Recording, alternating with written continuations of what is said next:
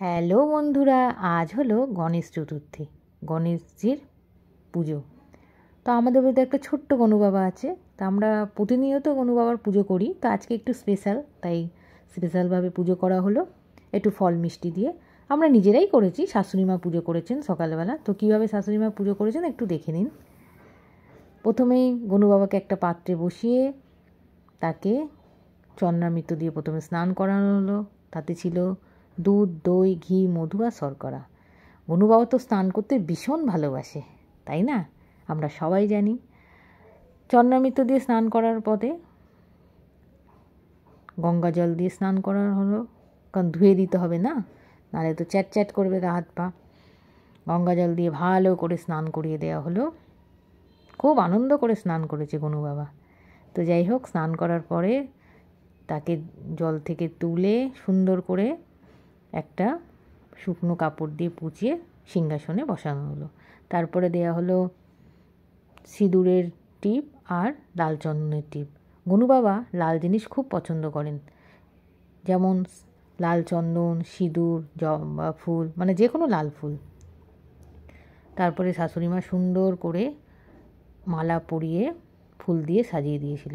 এই মালাটা শাশুড়িমা আজ সকালবেলায় বানিয়েছে ফুল আর দুব্বো দিয়ে। কেমন হয়েছে মালা গাঁথাটা অবশ্যই জানিও। তারপরে দেওয়া হলো 21টা দুব্বো, যেটা গণু বাবার খুব প্রিয়। 21টা দুব্বো দেওয়ার পরে শাশুড়িমা জবা ফুল দিয়ে খুব সুন্দর চারিপাশে সাজিয়ে দিল। কালকে আমি বাজার থেকে জবা ফুল নিয়ে এসেছি, যেহেতু গণু বাবার প্রিয় ফুল লাল, তাই। তারপরে দেওয়া হলো একটা পানের খিলি, তাতে ছিল সুপুরি, লবঙ্গ, এলাচ। তো সুন্দর করে গোছানোর পরে, সাজানোর পরে শাশুড়িমা খেতে দিয়ে দিল, কারণ খেতে তো দিতে হবে, যেহেতু গণু বাবা খেতে ভীষণ ভালোবাসে। তার প্রিয় খাবার হচ্ছে মোদক আর লাড্ডু। সেটা দেওয়ার পরে, জল দেওয়ার পরে আর দেওয়া হয়েছিল 5 রকম ফল, তাতে ছিল কলা, শসা, লেবু, আপেল আর পেয়ারা। তারপরে শাশুড়িমা গণপতি বাবার একটা বই পাঠ করেছিলেন, তাতে গণু বাবার পুজোর মন্ত্র আর অষ্টতর শতনাম ছিল, সেটা পুরোটাই উনি পড়ে আরতি শুরু করেছিল। একে একে সব কিছু দিয়ে আরতি করেছিল। আজকের দিনটা খুব ভালো পড়েছে, কারণ গণু বাবারই দিন, বুধবার হচ্ছে গণু বাবার দিন।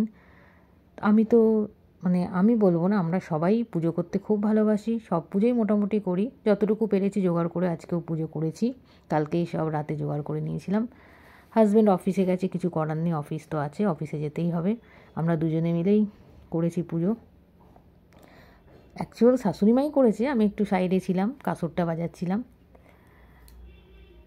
আর গণপতি বাবা সবার মঙ্গল করো, সবাইকে ভালো রেখো, সুস্থ রেখো, সবার সংসারে সমৃদ্ধি বজায় রেখো, দুঃখ কষ্ট দূর করো, এটাই তোমার কাছে চাওয়া।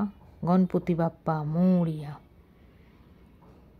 তো বন্ধুরা, শাশুড়ি মায়ের পুজো করার ভিডিওটা তোমাদের কেমন লাগলো অবশ্যই জানিও। কাদের কাদের বাড়িতে পুজো হলো আজকে সেটাও জানিও।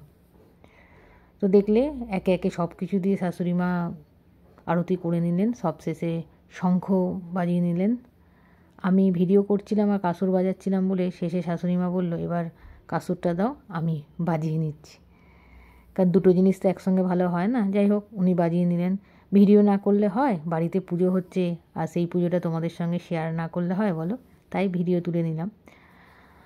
তারপরে শাশুড়িমা প্রণাম করে নিজের পুজো কমপ্লিট করেছিল। তো সবাই ভালো থেকো, সুস্থ থেকো, আবার দেখা হবে নতুন কোনো ভিডিওতে। গণপতি বাবা সবার মঙ্গল করো, সবার পাশে থেকো। এখনকার মতো টাটা।